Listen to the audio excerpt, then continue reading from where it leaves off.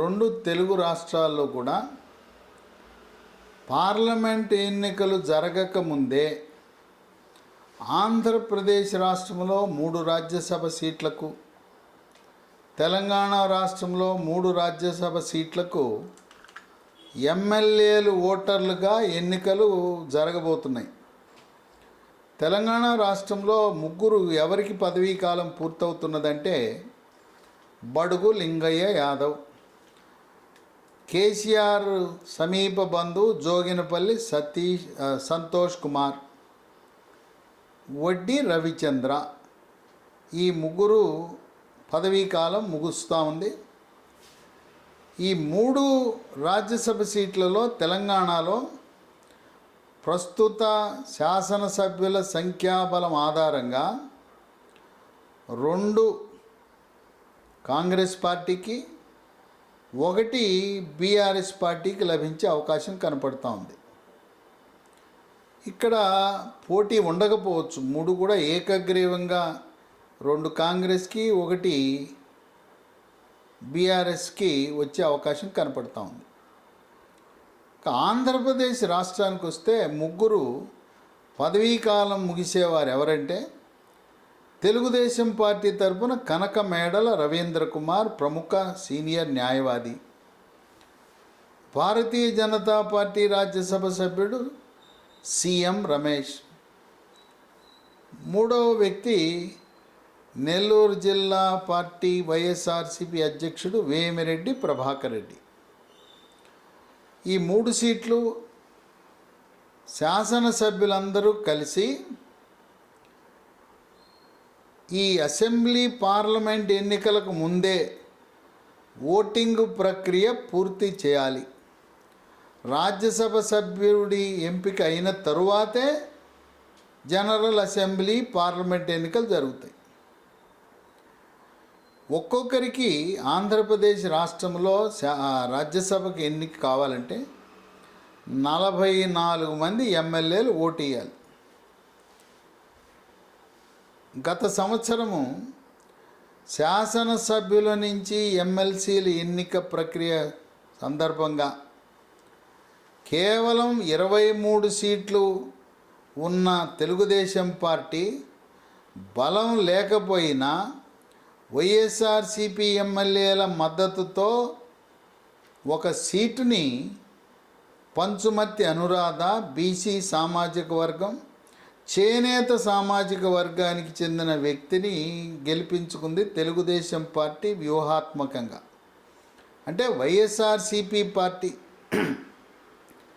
తను సరైన వ్యూహము అమలు చేయని కారణం వల్ల సంఖ్యాబలము లేకపోయినా వైఎస్ఆర్సీపీ ఎమ్మెల్యేల సహకారంతో 1 ఎమ్మెల్సీ సీట్ని కైవసం చేసుకుంది.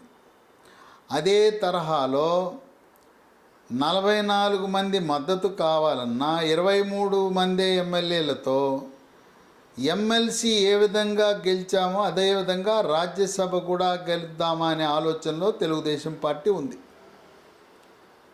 ఇది ఎలా సాధ్యమంటే 23 ఉన్నారు తెలుగుదేశం పార్టీకి, 21 మంది కావాలి. ఇప్పుడు జగన్మోహన్ రెడ్డి మార్పులు చేర్పుల ప్రక్రియలో అంతర్జిల్లా బదిలీలు, అంతర్జోన్ల బదిలీలు, అంతర్రాష్ట్ర బదిలీలు, ఆ ప్రక్రియలో భాగంగా ఇప్పటికే 38 మంది జనరల్ ట్రాన్స్ఫర్స్, మాస్ ట్రాన్స్ఫర్స్, సామూహిక బదిలీలు, సామూహిక మార్పులు చేశాడు. ఆ సామూహిక మార్పులలో సీట్లు కోల్పోయిన వారు ఓటర్లే. వాళ్ళు జగన్మోహన్ రెడ్డిపై కోపంతో సీటు రాని ఎమ్మెల్యేలందరూ కూడా రాజ్యసభకు వైఎస్ఆర్సీపీ రాజ్యసభ ఆయన అభ్యర్థి కాకుండా తెలుగుదేశం అభ్యర్థికి ఓటేసే అవకాశాలు కనపడుతున్నాయి. ఎందుకంటే కొత్త శాసనసభ ఏర్పడే వరకు, శాసనసభ ఎన్నిక ఫలితాలు విడుదలయ్యే వరకు ప్రస్తుతం ఉన్న శాసనసభ్యుల యొక్క కాల పరిమితి ఉంటుంది. జగన్మోహన్ రెడ్డి ఆయన సీటు ఇవ్వకపోయినా ఆ నియోజకవర్గంలో వాళ్ళు ఎమ్మెల్యేలుగా కొనసాగుతారు. ఆంధ్రప్రదేశ్ రాష్ట్రంలో చంద్రబాబు నాయుడు వర్లరామయ్యకు సీట్ ఇస్తానని వాగ్దానం చేశాడు. గతంలోనే ఇవ్వాల్సింది కొన్ని ప్రత్యేక కారణాల వల్ల ఇవ్వలేకపోయారు. వర్లరామయ్య మాదిగ సామాజిక వర్గానికి చెందిన వ్యక్తి. వర్లరామయ్యని క్యాండిడేట్గా అభ్యర్థిగా పెట్టి వ్యూహాత్మకంగా సీటు రాని వైఎస్ఆర్సీపీ ఎమ్మెల్యేలు, అసంతృప్తికి లోనైన వైఎస్ఆర్సీపీ ఎమ్మెల్యేలు వాళ్ళ యొక్క బలంతో ఒక రాజ్యసభ సీటు కైవసం చేసుకునే అవకాశం కనపడుతుంది. తెలుగుదేశం హైకమాండ్ దీన్ని పరిశీలిస్తూ ఉంది. వాళ్ళు అక్కడ లెక్కలేస్తున్నారు. ఈ విధంగా ఇప్పుడు వైఎస్ఆర్సీపీ పార్టీ సూత్రప్రాయంగా ఒక 3 అభ్యర్థులను ఎంపిక చేసింది. 3 సామాజిక వర్గాలు, 3 ప్రాంతాల నుంచి. రాయలసీమ ప్రాంతం నుంచి బలిజ సామాజిక వర్గానికి చెందిన సీటు నిరాకరించబడిన ఆరణి శ్రీనివాసులు. ఆయన ప్రస్తుతం చిత్తూరు శాసనసభ్యుడిగా ఉన్నాడు. నువ్వు గెలవు, పీకే సర్వే ఓడిపోతావని చెప్పారు. నిన్ను రాజ్యసభకు పంపిస్తామని చెప్పి ఆయన్ని అక్కడ సీటు లేకుండా చేశారు. ఇక ఆంధ్ర ప్రాంతంలో జగన్మోహన్ రెడ్డి బాబాయ్ వైవి సుబ్బారెడ్డిని రాజ్యసభకు పంపాలని, ఉత్తరాంధ్రలో పాయకరావుపేటలో ఉన్న గొల్లబాబురావు ఎమ్మెల్యే, నువ్వు అక్కడ వంగలపూడి అనిత, ఆమె తెలుగుదేశం పార్టీ మహిళా అధ్యక్షురాలుగా ఊపేస్తూ ఉంది. ఆమె వేగం ముందు, ఆమె కార్యకలాపాల ముందు, ఆమె స్పీడ్ ముందు నువ్వు ఆనలేవు, నువ్వు గెలిచే అవకాశాలు తక్కువని పీకే సర్వే చెప్పింది. అందుకని గొల్లబాబురావును కూడా రాజ్యసభకు పంపాలని ఆశిస్తున్నారు. ఇప్పుడు తెలుగుదేశం పార్టీ సంఖ్యాబలము లేకపోయినా అభ్యర్థిని ప్రతిపాదించి 10 మంది ఎమ్మెల్యేలు ఉంటే చాలు, 10 మంది ఎమ్మెల్యేలు సంతకం పెడితే రాజ్యసభకు నామినేషన్ ఫైల్ చేయొచ్చు. అందువల్ల తెలంగాణలో పోటీ జరిగే అవకాశం లేదు రాజ్యసభ సీట్లకు. ఆంధ్రప్రదేశ్లో తెలుగుదేశం పార్టీ మనం ఏ విధంగా ఎమ్మెల్సీ సీట్ని గెలుచుకుని ఒక బీసీ మహిళ చేనేత సామాజిక వర్గానికి చెందిన పంచుమతి అనురాధ, గతంలో ఆమె విజయవాడ నగర మేయర్గా కూడా గెలిచింది.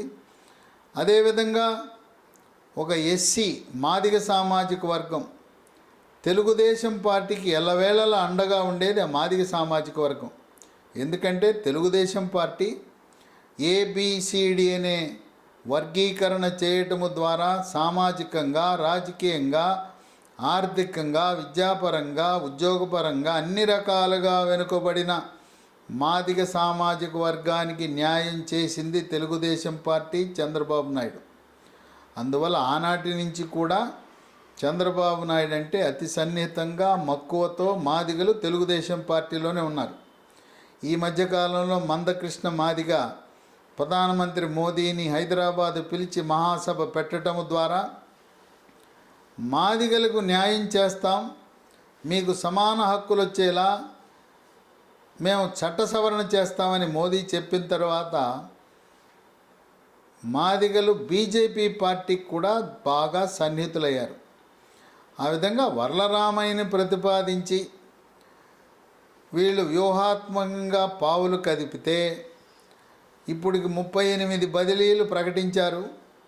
త్వరలో మూడవ జాబితా మొదటి జాబితా 11, రెండో జాబితా 27, మూడవ జాబితా 15 సభ్యులతో రెడీ అయింది, మార్పులు చేర్పులు. కానీ కొన్ని కారణాల వల్ల దాన్ని లిస్టు అధికారికంగా ప్రకటించకుండా ఉంచారు. ఈ 38కి అదనంగా 15 బదిలీలు, మార్పులు చేర్పులు ప్రకటిస్తే అసంతృప్త ఎమ్మెల్యేలు అందరూ కూడా వైఎస్ఆర్సీపీ పార్టీ అభ్యర్థి కాకుండా తెలుగుదేశం పార్టీ ప్రతిపాదించిన అభ్యర్థిని పెట్టి వాళ్ళ రాజ్యసభ సీటుని గెలుచుకునే విధంగా తమ కోపాన్ని, ఆగ్రహావేశాలను, జగన్మోహన్ రెడ్డిపై ఉండే అసంతృప్తిని వెళ్ళగక్కుకోవాలని ఈ సీటు రాని అవమానము భరించలేక కుంగిపోతున్న వైఎస్ఆర్సీపీ ఎమ్మెల్యేలు రాజ్యసభకి తెలుగుదేశం పార్టీకి ఓటు వేసి వాళ్లకు దగ్గరై కొంత ఊరట పొందాలనే ఆలోచన జరుగుతున్నట్టుగా రాజకీయ వర్గాలలో ప్రచారం జరుగుతుంది. వేచి చూద్దాం. శాసనసభ ఎన్నికల ముందు ఈ రాజ్యసభ పంచాయతీ పెట్టుకుంటారా, లేదు దమ్ముగా ఏ విధంగా సంఖ్యాబలము లేకపోయినా ఎమ్మెల్సీని గెలిపించామో చూడు, మేము ఎలా రాజ్యసభ సీట్ని గెలిచామని జగన్మోహన్ రెడ్డికి సార్వత్రిక ఎన్నికల ముందే వ్యూహాలను చూపించి బలాన్ని, అలాగే వైఎస్ఆర్సీపీ యొక్క బలహీనతలను ప్రజలకు తెలిసేలా చేద్దామంటారనేది ఇంకా తెలుగుదేశం పార్టీ తుది నిర్ణయం తీసుకోవాల్సిన అవసరం ఉంది.